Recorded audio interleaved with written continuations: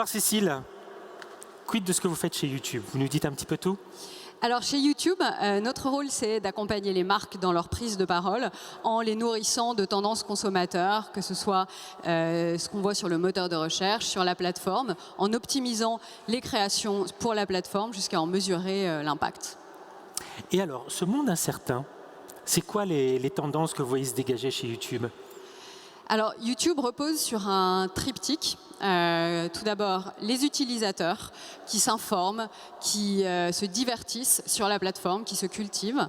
Les créateurs qui nous font partager leur quotidien, leurs envies, parfois leurs coups de gueule. Et enfin, les marques qui, grâce à leur campagne média, vont financer cet écosystème. Donc c'est vraiment ce prisme qu'on a choisi pour regarder les changements de comportement, symptômes de ce monde incertain. La première chose qu'on a vue, c'est, je dirais, un réflexe consommateur dans un monde incertain, c'est de vouloir mieux contrôler et limiter le risque. Donc on a vu à ce titre une augmentation, notamment sur le moteur de recherche, des requêtes sur tout ce qui est assurance, assurance maladie évidemment, assurance professionnelle. Mais vraiment la chose que je voulais mettre en avant aujourd'hui, c'est qu'on a vu, que ce soit sur les utilisateurs, les annonceurs ou les créateurs, un recentrage sur les valeurs. Parce que les valeurs, c'est ce qui perdure, c'est ce qu'on voit dans le temps. Et donc on a vu de plus en plus de Français s'engager sur des causes qui vont soutenir leurs valeurs. Des causes sociétales, des causes culturelles et des causes évidemment environnementales. On en parle beaucoup avec la COP26. Et donc c'est comme ça qu'on a vu qu'en France, le temps passé sur des vidéos liées à l'environnement a cru 2 fois plus vite que dans le reste du monde sur YouTube. Alors sur ce triptyque là que vous venez d'évoquer, côté créateur, comment cette tendance se matérialise? Et donc, on a parlé de la partie utilisateur. Côté créateur, c'est la même veine. On voit de plus en plus de créateurs engagés dans des causes qui soutiennent leurs valeurs. J'aimerais parler de la thématique de la diversité et de l'inclusion. Alors, il est traité de plusieurs facettes, évidemment au travers des communautés, mais également au travers d'une tendance assez intéressante pour les marques, qui est la confiance en soi. On voit de plus en plus de créateurs, et notamment de créatrices, qui traitent de cette thématique, de l'acceptation de son corps.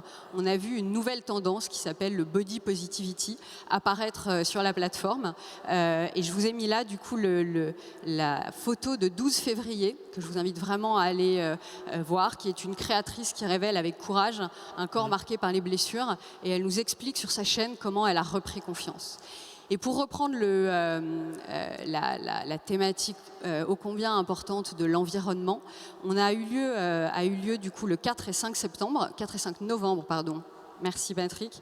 Un événement à la fondation Good Planet de Yann Arthus Bertrand, où des créateurs, des personnalités se sont mobilisés pendant plusieurs heures, pendant une journée, pour créer du contenu en live et lever des fonds pour la fondation Good Planet. Et donc vous voyez un panel de créateurs qui étaient présents autour notamment de Mike Horn ou de Swan Périssé et qui ont permis de lever des fonds pour cette fondation.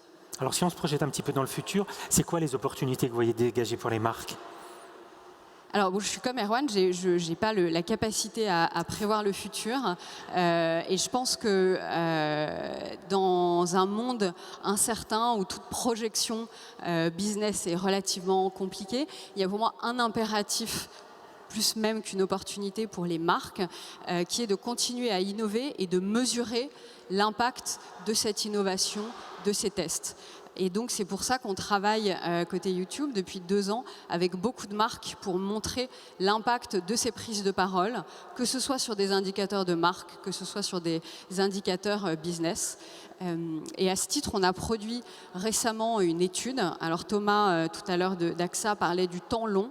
On a voulu regarder l'impact des communications de marque sur le temps long. C'est-à-dire que d'habitude, on regarde souvent à horizon 4, 6 mois, quel est l'impact de nos campagnes. Et là, on a voulu regarder à horizon 2 ans. Et ce qu'on a vu, c'est que le ROI des médias vidéo a doublé quand on regardait à horizon plus important comme 2 ans. Donc la conclusion pour moi, c'est vraiment que les marques doivent continuer à travailler leur identité, même dans des temps incertains où on va être poussé notamment par les impératifs business sur du court terme.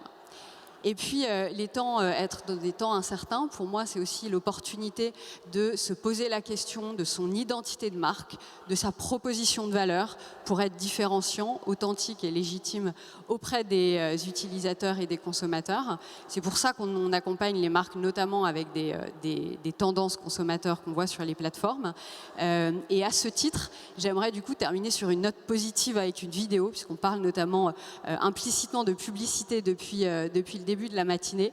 Je voudrais vous partager cette campagne de Jules qui dure plus d'une minute, qui a vraiment cartonné sur YouTube, où la marque s'est posé la question de c'est quoi un homme aujourd'hui et qui questionne les codes de la virilité tout en mettant en avant leurs produits bio.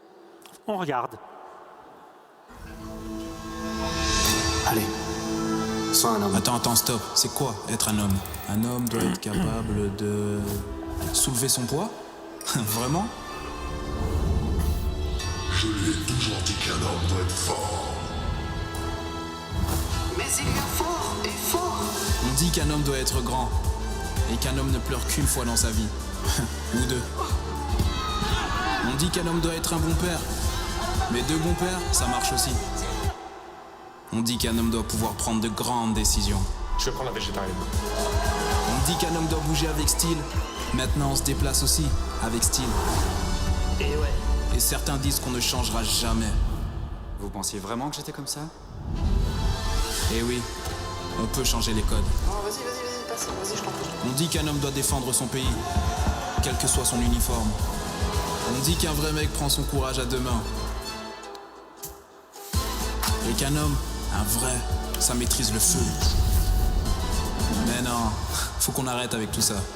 Et si être un homme, c'était être prêt à porter le progrès, alors allons-y. Un t-shirt bio à la fois, un jean recyclé à la fois. Men in Progress, Jules.